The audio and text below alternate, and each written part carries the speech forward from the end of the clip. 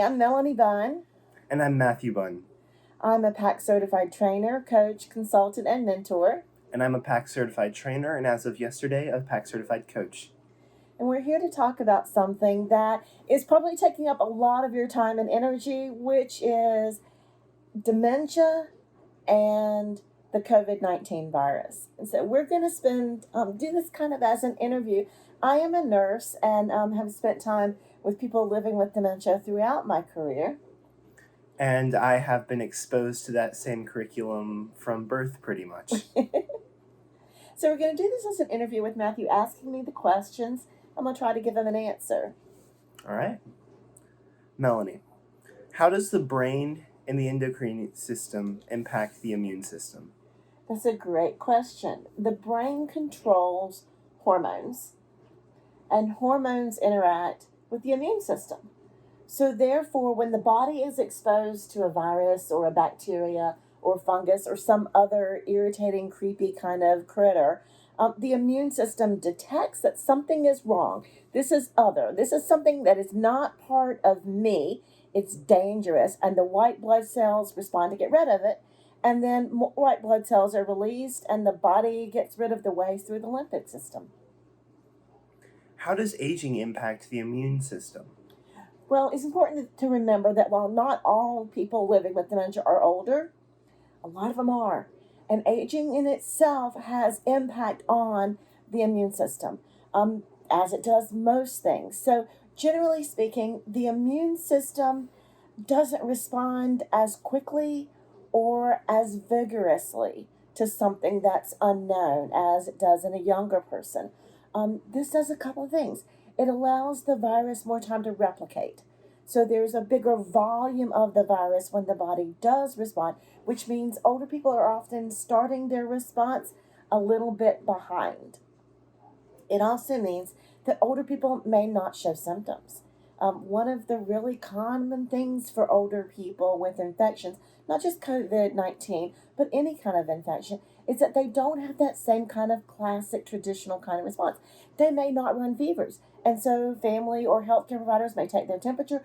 Their temperature is normal. And they say, oh, well, they're fine. They may not get that cough because the immune system doesn't create what needs to be coughed up. So they don't have a cough. They don't have a fever. They don't look sick, except that you know they're sick. You know that something is wrong.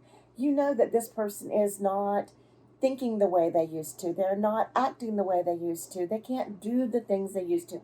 Communication is changing. They're more restless or they're really withdrawn and lethargic.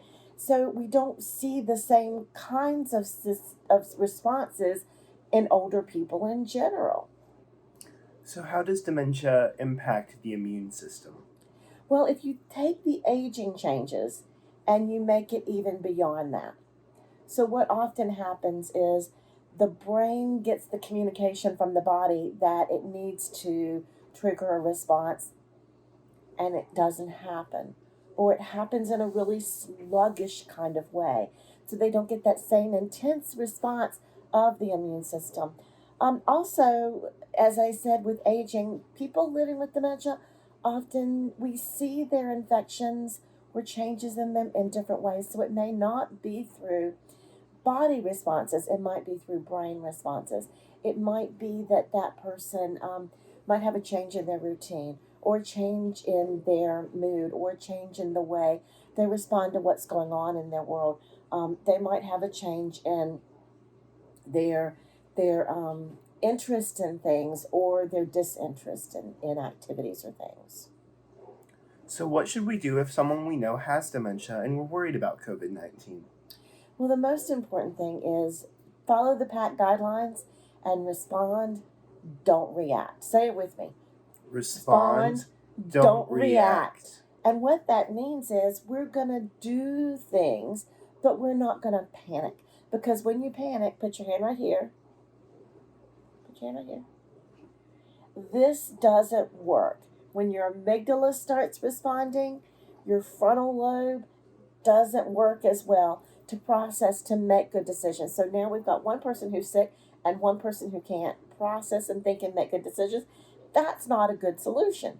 So follow the guidelines to respond, not react. We're going to have a lot of resources on the teepasnow.com website. Some of those will link to some of the things I'm going to mention now. Follow the CDC for the current guidelines and the developing guidelines for reducing risk, for responding to ways to reduce exposure by social distancing, by hand washing, by other kinds of strategies to reduce transmission.